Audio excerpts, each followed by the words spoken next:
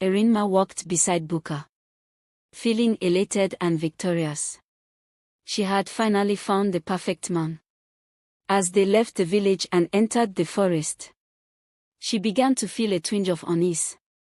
The path grew darker and more twisted, leading them deeper into the ominous evil forest. Still, she said nothing, determined to prove her parents wrong. The dense canopy above blocked out the sun, casting shadows on the ground. The further they walked, the more the sounds of the village faded, replaced by the unsettling rustling of unknown creatures. Erinma's heart pounded in her chest, but she forced herself to smile, hoping to convince herself that everything was fine. As the shadows grew longer and the forest thicker, Erinma could no longer contain her worry. "My husband, have we not reached your home yet? We are already in the evil forest," she said, her voice trembling. For the first time since their journey began, Buka spoke. "We are home, my wife," he replied with a sinister grin. The trees seemed to close in around them, their branches reaching out like skeletal hands. Erinma's unease turned to fear as she realized they had ventured far beyond any familiar paths.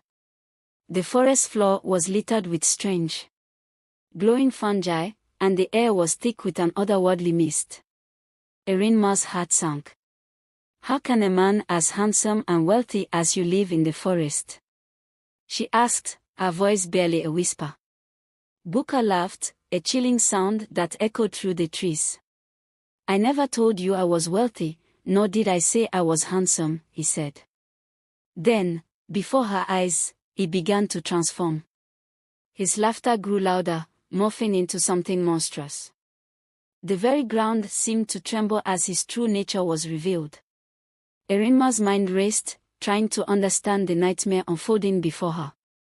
The reality of her situation hit her like a cold, hard slap. Buka called upon the spirits who had lent him their features. One by one, they came to reclaim what was theirs. His clothes vanished. His skin turned wrinkled, and his handsome face turned into that of an old, ugly spirit. He was left with one eye and one leg, an ugly figure standing before the terrified Erinma. The spirits circled around them, their laughter filling the air. Erinma watched in horror as the man she thought was perfect became an ugly parody of himself. She felt a deep sense of betrayal. Her dreams of a perfect life shattered in an instant. The forest seemed to mock her, the twisted faces of the spirits reflecting her inner turmoil. Erinma fell to her knees, tears streaming down her face. "Please, let me go back home," she begged. But Buka and the other spirits only laughed. "You will live with us forever," they declared. Erinma's cries echoed through the forest, unheard by the world outside. The realization of her predicament sank in, and she felt a deep, crushing despair. The spirits taunted her, their voices blending with the howling wind. She felt hopeless, regretting every decision that led her to this moment. Each passing second felt like an eternity as she grappled with her fate. Unknown to Erinma, a good spirit named Uche had been watching the events unfold. Moved by her plight, Uche decided to help her. He returned to Kyuj and sought out Chief Obi, telling him everything that had happened. Uche's presence brought a glimmer of hope to the desperate parents. "Your daughter is in grave danger," he warned, his form shimmering in the dim light. Chief Obi and Kaima listened intently, their hearts heavy with fear but fueled by the determination to save their beloved daughter. Uche's words was a light in the darkness, guiding them toward a plan of action. Chief Obi gathered the strongest warriors in the village, including Ebuka, Obika, and Ugonna. Armed with spears and shields, they set off for the evil forest, determined to rescue Erinma from the clutches of the spirits. The warriors moved with a sense of urgency, their faces set in grim determination. Each step they took was a step closer to the unknown. But they pressed on, driven by the desire to protect their own. The village elders offered prayers and blessings, hoping to shield the warriors from the malevolent forces they would face. The forest loomed before them, dark and foreboding, but their resolve was unshakable. The warriors entered the forest, their hearts pounding with fear and determination. As they ventured deeper, they encountered the spirits, ready to defend their new captive. A fierce battle ensued, with the warriors fighting bravely against the supernatural beings. The clash of weapons and the cries of combat echoed through the trees, creating a symphony of chaos.